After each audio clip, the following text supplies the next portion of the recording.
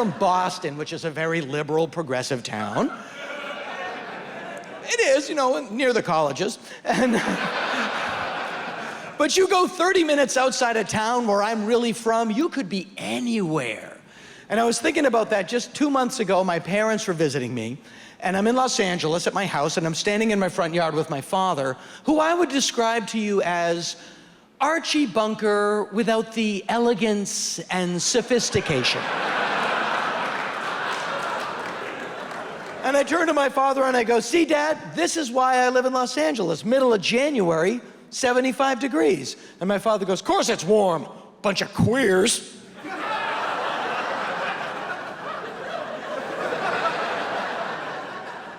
And my wife is immediately, I'm like, you can't let him get away with that. You have to say something. Say what? He thinks gay people give off heat. There's no argument to have. Because love means never having to say you're sorry. And marriage means apologizing when you know that you're right. And my suggestion is apologize. Apologize away. I am an apology cannon. I wake up in the morning, I'm sorry.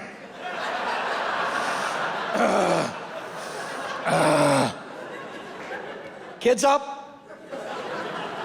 You know you're gonna fuck up before breakfast, get one on the board. Who's it gonna hurt? I apologize for stuff I had nothing to do with. I'm really sorry your sister's boss said that shitty thing about those boots you like that you loaned her.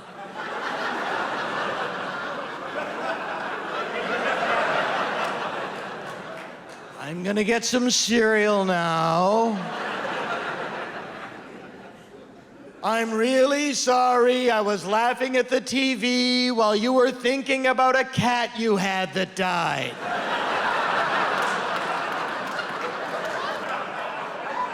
Clearly, I'm an asshole.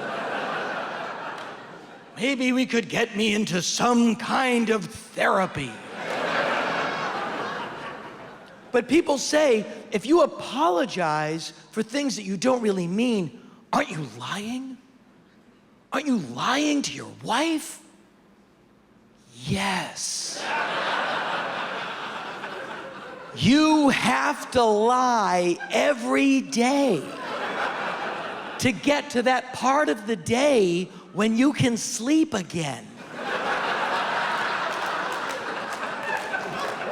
The most humiliating thing that ever happened to me in my career, several years ago, I was on the second to last Bob Hope special. And one of the things that I had to do as part of the special was I had to film a commercial with Bob. And so I get there to the set, and there's just a big sound stage and 2 stools and a spotlight. And I got a vintage suit on, I'm looking groovy. And this commercial was really simple. I'm sitting next to Bob and I go, hi, I'm Dana Gould. Join me and my new best friend here this Thursday on his comedy special on NBC. And then Bob turns to me and goes, hey, I love this kid. Didn't you used to be my caddy? And I go,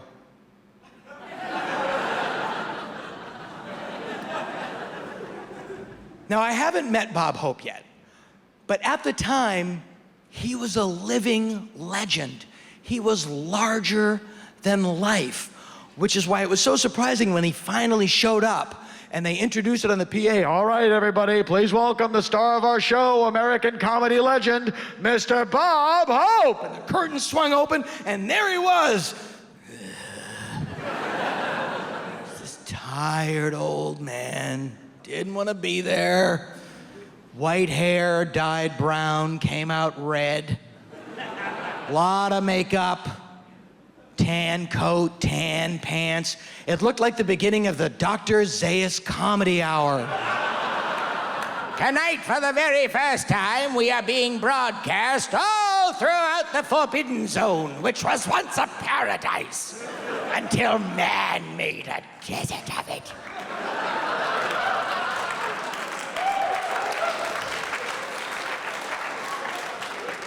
So I sit down next to Bob, and it's kind of awkward because he's right next to me and he's not acknowledging me. So I say, excuse me, Mr. Hope, I just wanted to say it's really an honor to meet you, and thanks for having me on the show. I mean, the fact that I'm meeting you is crazy. The fact that I'm working with you, I can't even deal with it. It's nuts. So anyway, I just wanted to thank you, and you know, I'm really grateful for the opportunity. I really appreciate it. And he looked at me and he went, oh, God.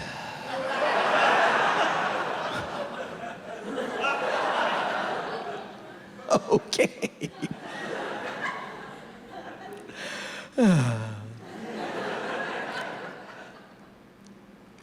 You know, Bob,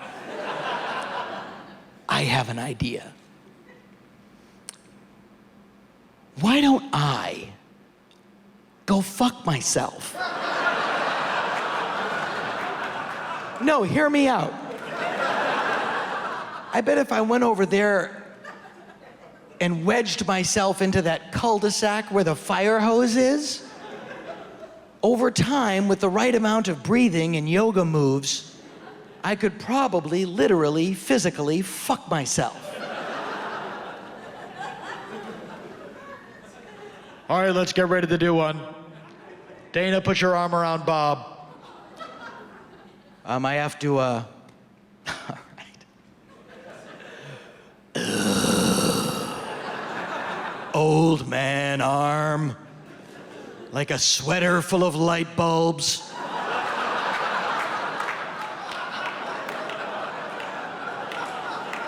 If you've ever held a tube sock full of dead goldfish, you know exactly what Bob Hope's arm felt like.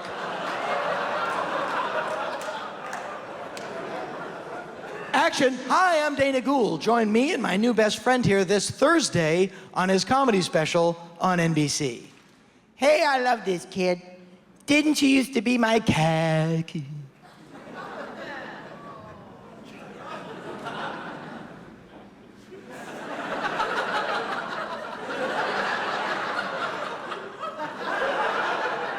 Halfway through Caddy, Bob's brain just went, fuck this. What consonants you got lying around? K, good, good. But he'd been such a dick that I really wanted to go, yes, Bob, that's right. I used to be your kaku.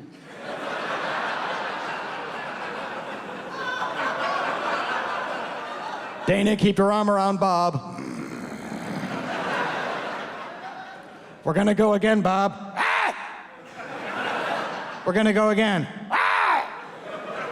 And that's when I realized that Bob does not like to be told he fucked up.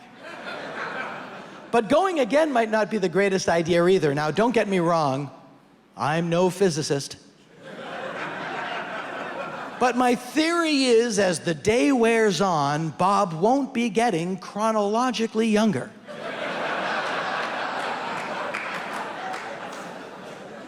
And I'm kind of worried around take 3 or 4. Hi, I'm Dana Gould. Join me and my new best friend this Thursday on his comedy special on NBC. Hey, I love this kid. Didn't you chow chow me me cuckoo?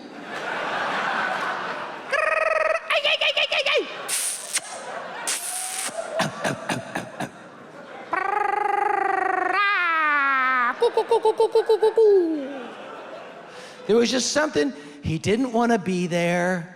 And there was something in his eyes. His eyes didn't look like eyes. They looked like soup with eyes in it.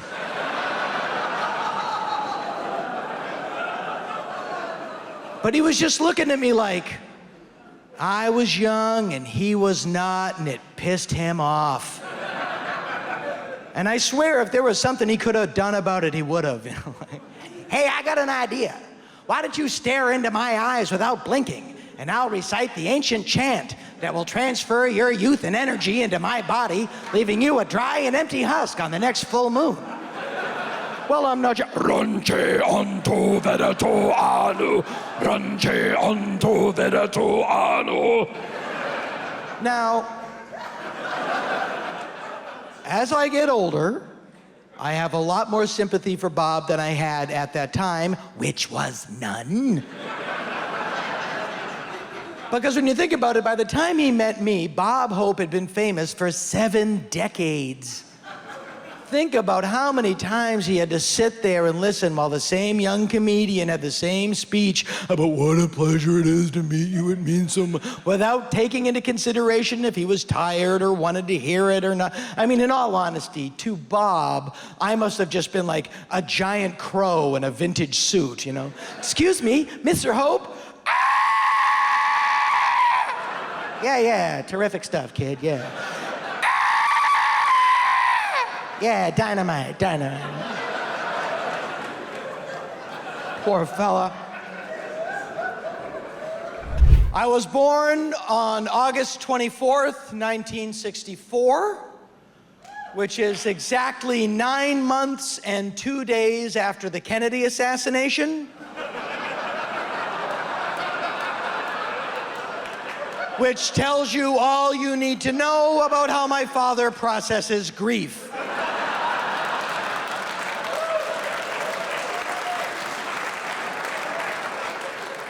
And now when I watch the footage, I have very mixed emotions because I realize if he misses, I wouldn't be here. Hurry up, he's almost at the underpass, shoot! In 1966, when John Lennon said the Beatles were more popular than Jesus Christ, the Ku Klux Klan put out a hit on him. Ku Klux Klan to the rescue! The Ku Klux Klan, flawed organization. Even from a design standpoint. Their weapon of choice, flaming torches. Their uniforms, flowing, billowy fabric. Did that ever come up at an early meeting? We're gonna rid the South of the Negro and the Jew. And we're gonna do it dressed up like scary ghosts.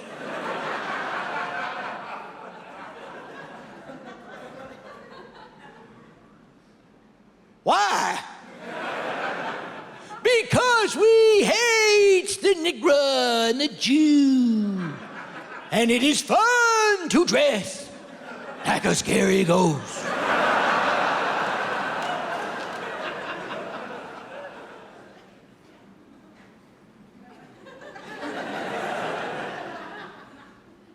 Can I be a Dracula? No! It's been decided. I'm the Grand Dragon.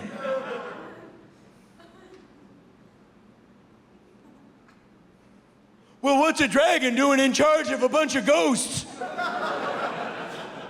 Seems to me you should be some kind of super ghost.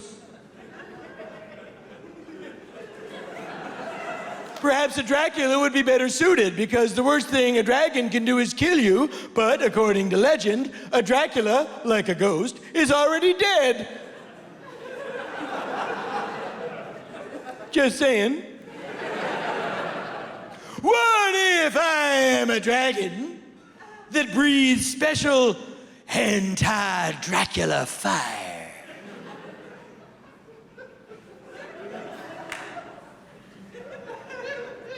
That's the first thing you said tonight that makes a lick of sense.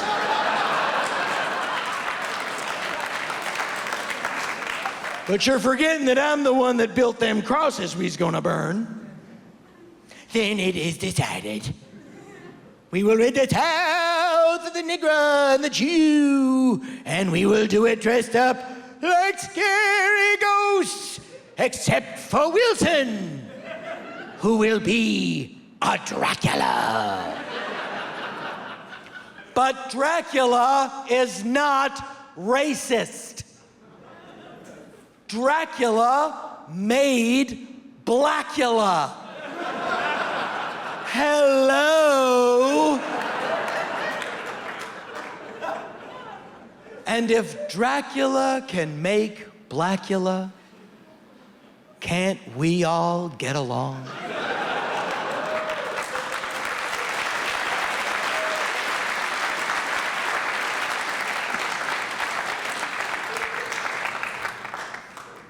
Now, just to put you at ease in that bit, I was using the word negra, which is how people in the South pronounced the word Negro, which was the accepted term at the time in which that bit takes place, which is the mid-50s, so historically, I feel I'm okay. I think my favorite part of 9/11 was the Muslim terrorists when they went to Muslim heaven, which we all know isn't true. They can't be in Muslim heaven, they're in Christian hell. Unless they go back and forth, which you can do, because they're both pretend.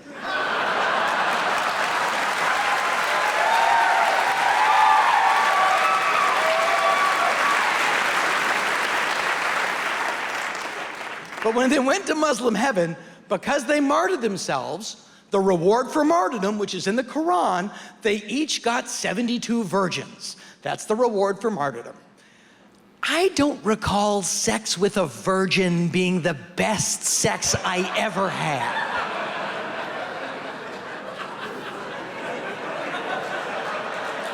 It was very awkward, overly emotional. It was very hurty. And don't forget, the next day, that's 72 phone calls. Are you my boyfriend now? Oh, God. People forget Muhammad Atta's up in Muslim heaven. Why can't you just be cool? Hang on. Why can't you just be cool? Hang on. Why can't you just be cool? Hang on. I have a little confession to make. I actually have never slept with a virgin.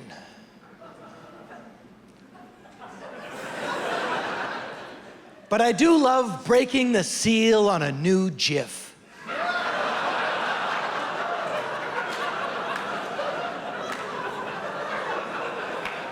You gotta be really hard.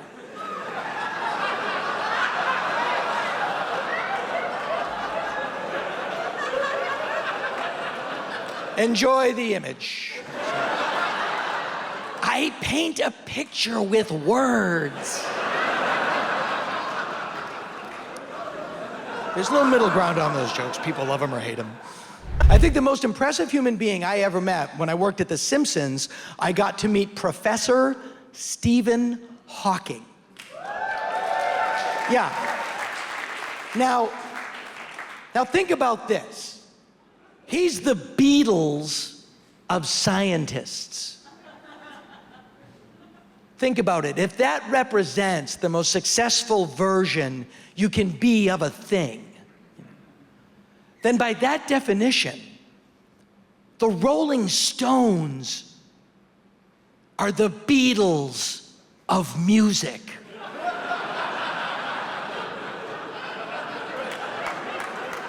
Not counting the Beatles, John Lennon is the Beatles of the Beatles. Pete Townsend is not the Beatles of The Who. Keith Moon was the Beatles of The Who, which is why when Mick Jagger salutes Pete Townsend, you have to believe him, because only the Beatles of the Rolling Stones knows who the Rolling Stones of The Who is.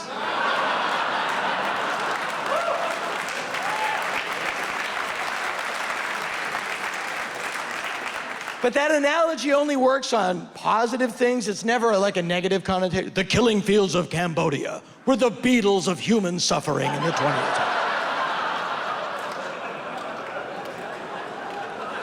Normally, I'd recommend surgery, but it's the Beatles of tumors. I don't know how I'd get at it. Adolf Hitler, the Beatles of dictators. People get into relationships and they continue to act as if they're still single. You think like, it's kind of like I'm still single, but now there's this long list of shit I can't do. That's not how it is. You are now a couple. It's a totally different organism. You have to think in a completely different way. This will help you. Men, listen to me. Imagine if you only got fruit from one tree. You would take such great care of that tree. You would water it, you would tend to it, you would prune it, you would give it sunlight and nutrients. That tree would never want for anything because it was your only source of nourishment. And women, to us, you are that tree.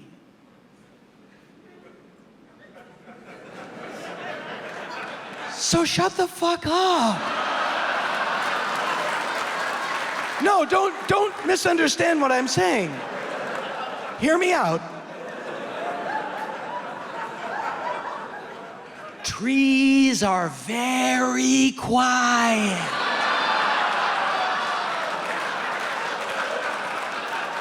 You go out into the forest, hundreds and thousands of trees, not a peep. You never hear anything. There's a bird on me. No, you'd never hear it.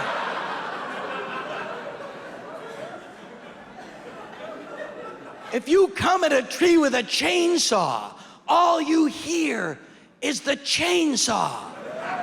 Not so with women.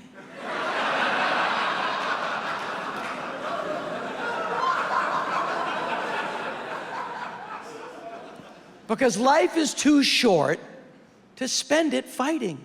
You have to get together and get along. And here's again for guys, simple piece of advice, take it or leave it. A great way to avoid arguments in your relationship, never finish this sentence. You want to know what I think? Because I'll tell you what I think. And you're done. No one ever had a great night at home after finishing that thought. It's one of those statements that tells you the real trouble's coming right around the corner. Right up there with, watch me scare the president.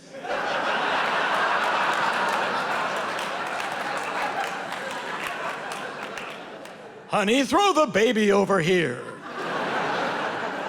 There is one show that I do watch.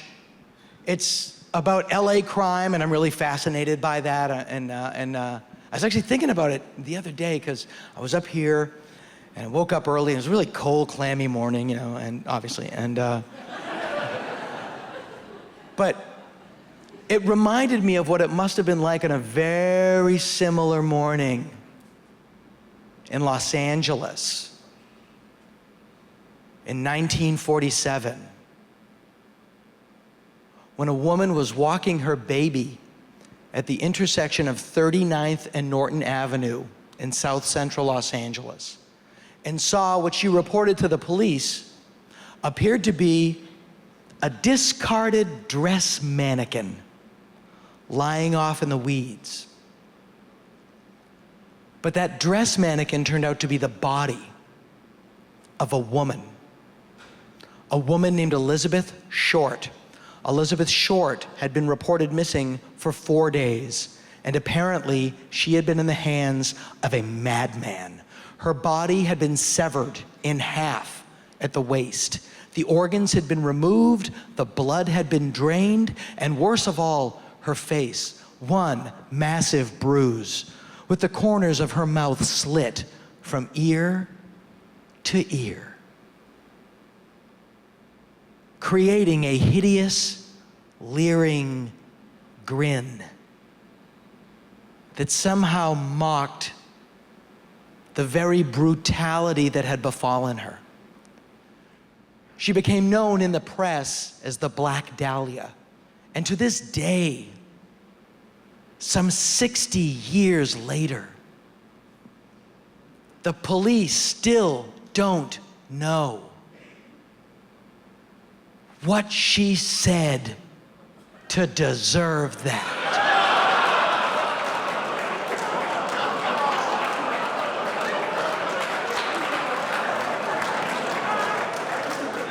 It must have been a doozy.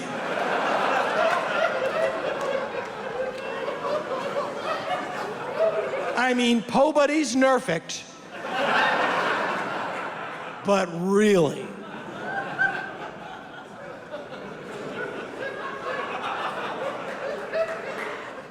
My favorite part of that bit is about halfway through when you guys start going, what's happening? What's going on? Is it his mother? Is he having a stroke? Am I having a stroke? Do you taste pennies? I smell toast. Here's a really funny story about a recent murder.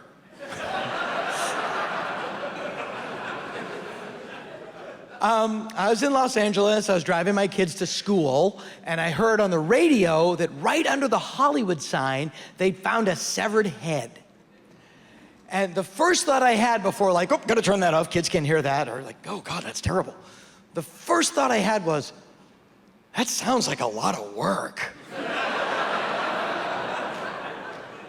I mean, to begin with, there's no road that goes to the Hollywood sign. You have to walk like a mile and a half through scrub up a hill. In this instance, with a head. It was so like a movie. It was found by a guy's dog. This is all true. There's a big dog park at the foot of the mountain that the Hollywood sign is on. It's actually the perfect symbol for show business. The Hollywood sign, and then a big, beautiful place that is actually filled with shit.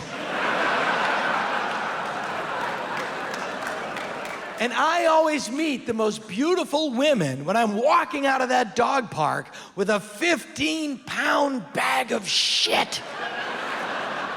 And it's never on the day I'm with my dog.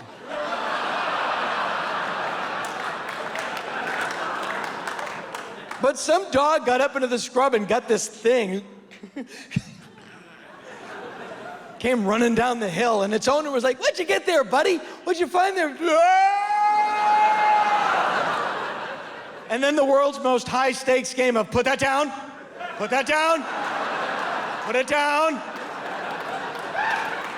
All that dog is gonna hear for the rest of its life, buddy, no kisses, no kisses, no kisses. I don't get it, the police thought I was awesome, this guy, no kisses. Oh yeah, the dog talks. I should have mentioned that. That's actually important.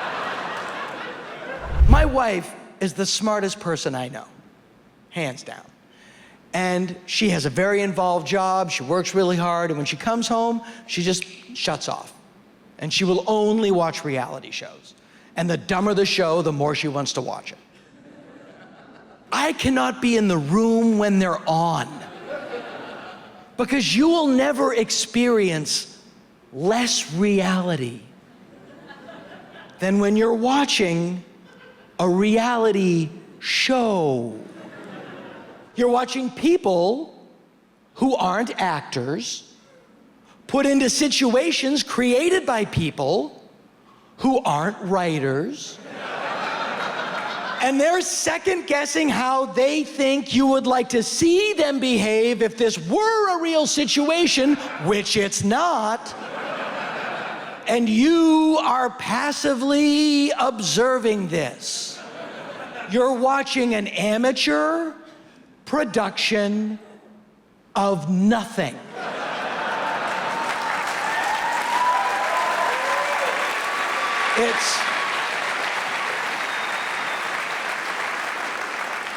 It's like a photo of a drawing of a hologram. It's the Beatles of wasting your time.